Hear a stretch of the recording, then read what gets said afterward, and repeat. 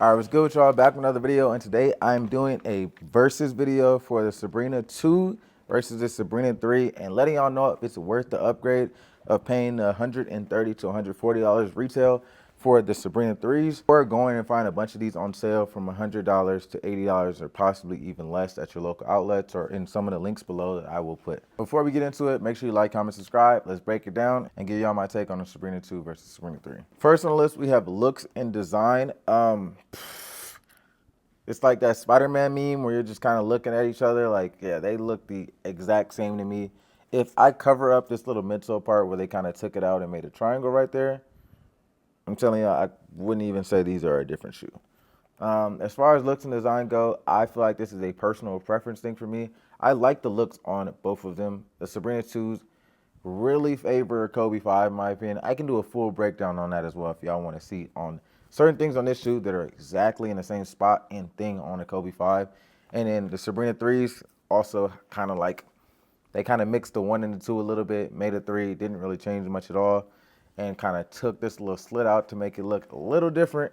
They do have some exposed firewire cables in the upper embroidery on the toe box that will possibly have better durability. Time will be the one to tell for that. You can even see some of the internal lateral support on this shoe as well. It's just not as visible as this one, since it has the pleated mesh to kind of showcase that on the shoe. So personally, this is such a picky thing, but only reason I'm gonna give the looks to Sabrina 2s is just because the tongue kind of fits the shoe. The tongue on this one is a little longer and kind of has like a mid-top tongue for a low-top shoe. The flywire cables are a nice low touch. The embroidery's cool. We obviously don't have as many colorways with this one yet to kind of make that full comparison. I like the design on this one better, on the Sabrina 2s. Now when it comes to cushion, this has a Cushlon 3.0 with a 4-foot Zoom Air unit. This one has Cushlon 3.0 cage and a Phylon carrier, and it has a 4-foot Zoom Air unit as well. Cushion, basically similar setup. This one is just a little bit more stiff and needs a little bit more break-in time, and it's not as plush, I would say, but it seems like they put like the exact same specs on it besides the Phylon carrier. I'm gonna give the cushion to the Sabrina 2s just because it feels a little bit more plush. Maybe a little bit more unstable for some of you guys. I didn't really have any stability issues when it came to the Sabrina 2s, so even with it kind of being a little bit more soft, it wasn't an issue for me to begin with. If you guys want a little bit more support though, I would say go the Sabrina 3 in that category, but it's really similar. So as far as that goes, cushion wise, I'm gonna give it a Sabrina 2. One of the main reasons why it's kind of like which one should you upgrade or should you not is the price. A lot of Sabrina 2s are on sale right now on the Nike app. I will put the link down below. There will be a Nike shoes sale link that you can go to get Sabrina 2s for the low. And it'll be a Nike new releases where you can get the Sabrina 3s. These should be out by the time you're seeing this video. I might even just release this on the day that this colorway drops. Because by the time y'all seeing this, the All-Star one already came out and dropped, and I believe they're 100% sold out. There was only small sizes left as I'm making this video. So price category, I'm gonna give it a Sabrina 2. Next on the list, we have Squeak. Doesn't affect performance at all, and they are actually really similar. They both have a pretty high-pitched squeak. I'll drop that in the video too.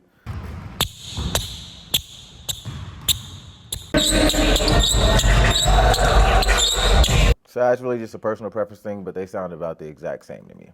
As far as traction goes, this is one thing that I did notice. There's a slight difference between the shoes. They do have a different outsole pattern on both of them. I'm glad they didn't just carry that over and make that the exact same.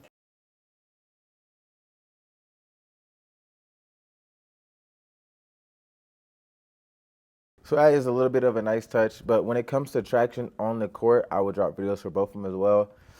The Sabrina 3s are slightly better, even with the translucent outsole. It'll be interesting to see what the solid rubber outsoles of the Sabrina 3s look like as those start to come out. But yeah, first when I got the Sabrina 2s and I started wearing them, I liked the traction, and I started taking them to different courts and everything, and it just seemed like it might have either faded a little bit, or even some like my brand new pairs, like the Dornbecker Sabrina 2s. I haven't worn much at all. Traction just isn't like super sticky or super consistent. Do blame a little bit on the dust, but it just didn't really fight through it the best. These also not amazing on dust. They did all right to say the least. I just feel like it was slightly better than the Sabrina 2s. But traction on both, like an 8.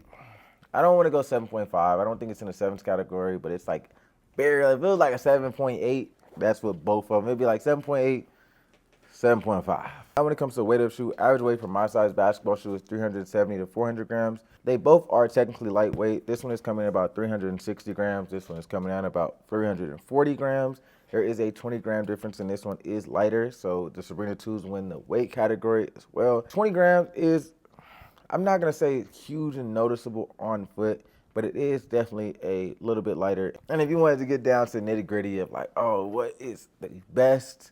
I'm sure a lot of us prefer the lightest shoe that we could possibly get while having all the good qualities that we would want in a hoop shoe. Next on the list, we have fit, and the fit is actually different on these. Even though they look extremely similar, I feel like the embroidery on this shoe made the upper and the toe box a little bit more snug, but in a good way.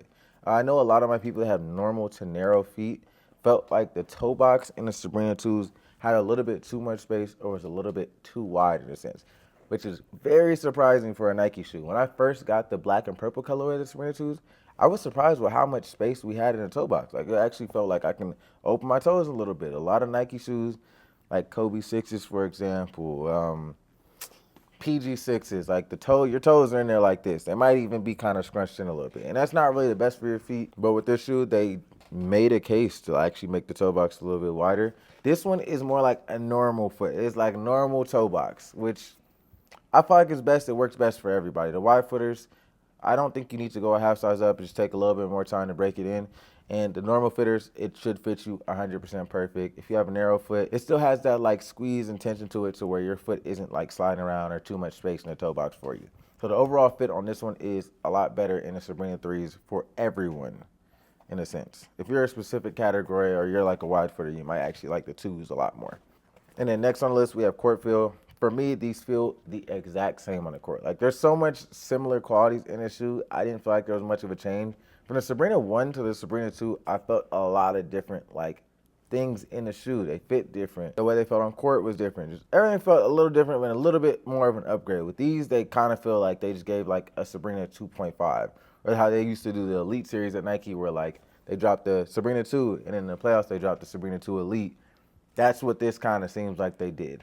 I don't even know if I have any in hand, but that used to be like a thing that Nike did all the time back in the day with like the Kobe 8s. They had the Kobe 8s and they had the Kobe 8 Elites. They had the LeBron 10s, LeBron 10 Elites. I have a pair of the KD 5 Elites, but I don't have the regular KD 5s to show y'all.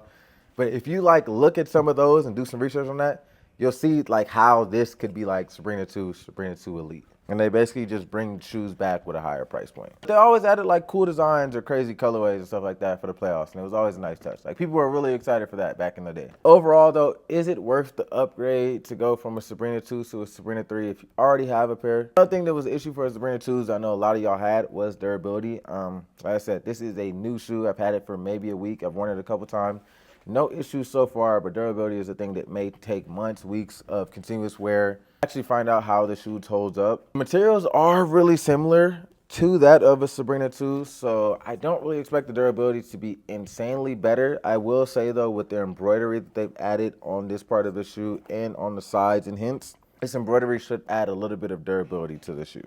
Overall though, my take on if you should be upgrading from the Sabrina 2 to the Sabrina 3, or if you should be going and getting more of these on sale. Overall, I think they both are solid shoes. All right, we got a quick little ad break in the video. Shout out Nike. They've been showing a ton of love and sending me a bunch of random shoes, care packages, and everything. And this is one of them. And Dad's shoes are really popular right now. He's kind of giving me like Nike / Balenciaga vibes. This is the Nike V5 RNR, which I'm assuming stands for runner. So Nike V5 runner. Pretty simple colorway, a little chunky shoe you could throw on. It is really comfortable. And it actually does give me like that Balenciaga kind of clunky vibes to it. I know that's definitely like the style and trend going on right now. So if you want to pick up a pair of these, a link will be down below. It'll have its own little section. It'll be the Nike V5 runner link. And there'll be a bunch of different colorways that you can check out as well. From these to some other plain ones. I believe they have some dark ones as well. And the price on these is really nice. They're coming in at like $90. I don't know if they have any on sale yet. I believe this is a newer release or newer model. I'm not super hip to all the running shoes and stuff. I'm a hoop shoe guy and like even some Jordans and stuff here and there. So if you want to cop a pair today, use the link down below. I do wish the traction was a little bit better on both of them. But for the slight traction upgrade that you get with these, possibly a slight durability upgrade, I would 100% say just stick with going to the Sabrina 2s unless you just really like the look of the 3s. If you're just like, damn, these Sabrina 3s are the best looking shoe I've had, you want a Nike IDM and you have some crazy ideas and stuff like that, make that jump. Pay that extra 60, maybe to $30 extra to get a pair of Sabrina 3s and have this model. But if you're not like in love with the looks of it, I don't feel like there's any reason for you to go and just buy the Sabrina 3s. When you can go get a bunch of Sabrina 2s for the low. They always have a bunch of cool colorways of these. They probably dropped in total 30, 40 different colorways of Sabrina 2s for the year. I say like 30-ish. So there's plenty of options and a lot of them are on sale. From even if you walk into the store like Dick's Sporting Goods or something like that to go get them.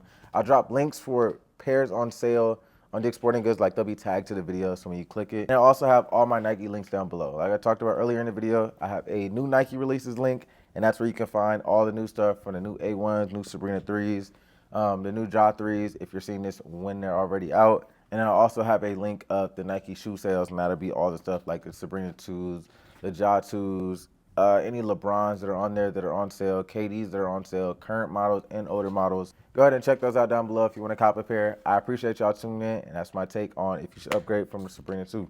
I'm out of here.